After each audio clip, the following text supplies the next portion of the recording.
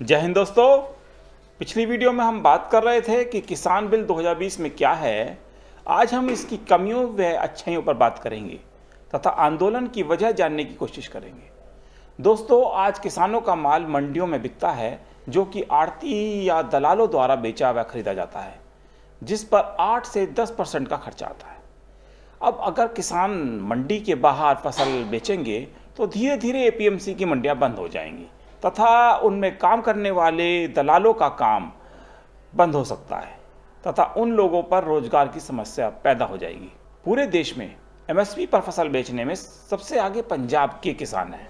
पंजाब का किसान सबसे ज़्यादा चावल और गेहूं का उत्पादन करता है और करीब 70 से 80% वह एपीएमसी की मंडियों में एमएसपी पर बेचता है और वहाँ पर मंडियों की आड़ती व दलाल वही हैं जो कि बड़े बड़े किसान हैं। पंजाब में केवल उन बड़े बड़े किसानों का जो कि आड़ती का भी काम करते हैं, उनको डर है कि अगर एपीएमसी की मंडी बंद हो गई तो उनका नुकसान हो जाएगा। और वाकई में ये नुकसान बहुत बड़ा है। और जब किसान को मंडी के बाहर अच्छा दाम मिलेगा तो वह मंडी नहीं जाएगा और धीरे धीरे मंडी स्वतः ही बंद हो जाएंगी और बहुत से लोगों का काम बंद हो जाएगा। लेकिन मेरी नज़र में यह सिर्फ एक डर मात्र है, क्योंकि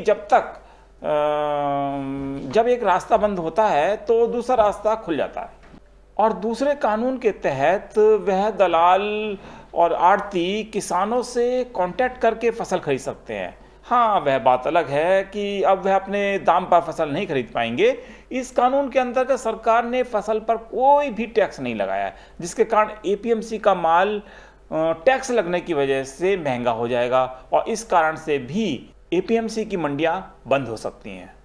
अगर सरकार किसानों को वाकई में एमएसपी देना चाहती है, वह भी जैसा सरकार कहती है कि फसल पर होने वाले खर्च का 1.5 गुना एमएसपी देगी, तो वह तभी हो पाएगा जब एपीएमसी की मंडी चलती रहे, क्योंकि कॉन्ट्रैक्ट फार्मिंग में तो रेट का कोई भी बाध्यता नहीं है और ना ही वो हो सकता है जब तक कि एपीएमसी पर किसी फसल का एमएसपी ज़्यादा नहीं होगा।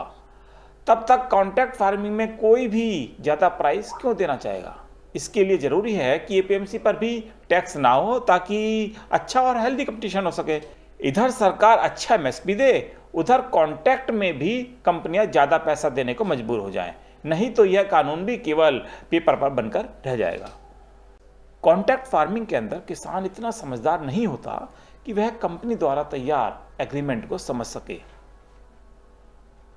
इसलिए अगर सरकार कोई नियत प्रारूप बना दे जो कि सभी एग्रीमेंट के लिए जरूरी हो, केवल फसल का नाम चेंज हो जाए, प्राइस चेंज हो जाए, इस तरह की बातें, आइटम शब्द चेंज होने से सभी किसानों के लिए एक सा एग्रीमेंट उनकी भाषा में तैयार हो जाए, तो किसानों के गुमराह होने की संभावनाएं कम हो जाएंगी। उदाहरण के लिए सपोज किसी चिप्स कंपनी ने किसान से 20 रुपये किलो का कांटेक्ट किया, परंतु उसने कुछ क्लॉज ऐसे डाल दिए जैसे वैज्ञानिकों की फीस ज़्यादा दिखा दी, बीज की कीमत ज़्यादा ले ली, इत्यादि, ताकि बाद में जब हिसाब हो तो किसान को कट कटा के केवल 10 रुपये किलो ही मिले, और ऐसा होने की पूरी संभावनाएं हैं। दूसरा, कांटेक्ट करने वाला व्यापारी रजिस्टर्ड होना चाहिए ताकि वह समय पर पैसा दे दे, कोई धोखाधड़ी ना हो पाए। और मेरे ख्याल से जिम्मेदारी सरकार को इसकी लेनी चाहिए। लोगों के दिमाग में यह भी है कि अगर कॉन्ट्रैक्ट फार्मिंग में बड़ी बड़ी कंपनियां जैसे रिलायंस, अडानी आ गईं तो वह ज़्यादा माल खरीदकर बाजार का रेट बढ़ा सकती हैं। इसके लिए मेरा सुझाव है कि कॉन्ट्रैक्ट फार्मिंग का कॉन्ट्रैक्ट केवल वही कंपनियां करें जो कि प्रोसेसिंग करती हों तथा उतनी क्वांटिटी में करें जितनी उनकी करंट प्रोसेसिंग क्षमता हो। मसलन अगर कोई टमाटर सॉस बनाने वाली कंपनी साल में तकरीबन सपोज 1000 टन टमाटर खरीदती है तो वह 1100 टन का कॉन्ट्रैक्ट कर सकती है। इसके अलावा छोटे छोटे स्टॉकिस्ट, कोल्ड स्टोरेज वाले जिनकी लिमिट सरकार द्वारा बनाई जाए, कॉन्ट्रैक्ट कर सके ताकि कुछ लोगों के हाथ में स्टॉक ना रहे तथा ज़्यादा लोगों को व्यापार करने का मौका मिले।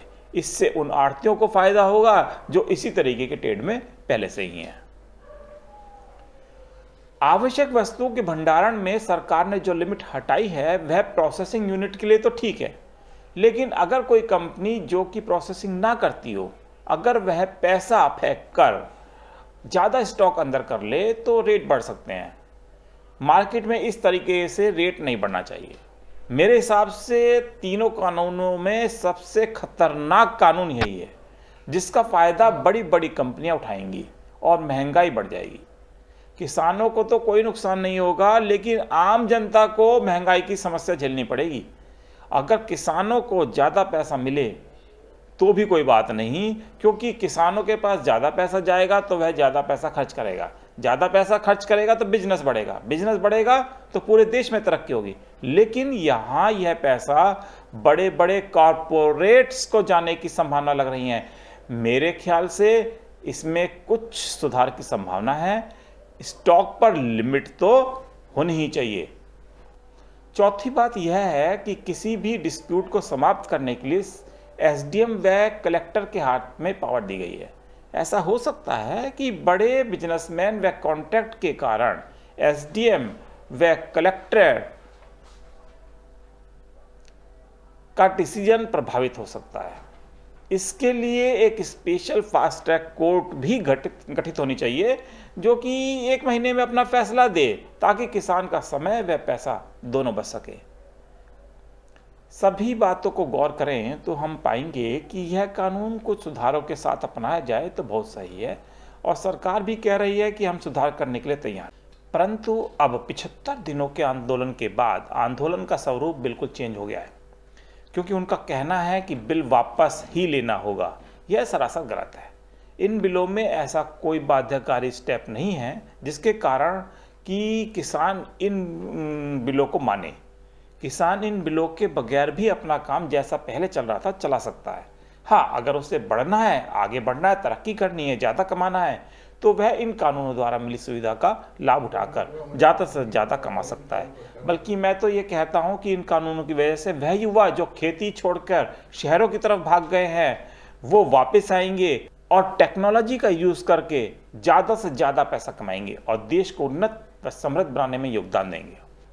तो दोस्तों, अगर आपको यह वीडियो अच्छा लगा हो तो प्लीज़ अपने लाइक और कमेंट्स ज़रूर दीजिए, और अगर कोई आपका सवाल हो या कोई आपको इससे शिकायत हो या कोई आपकी क्वेरी हो तो आप इसमें मुझे कमेंट पर लिख सकते हैं, तथा यह भी कमेंट में बताएं कि आप इसके अलावा किस तरह के टॉपिक पे आप वीडियो चाहते हैं।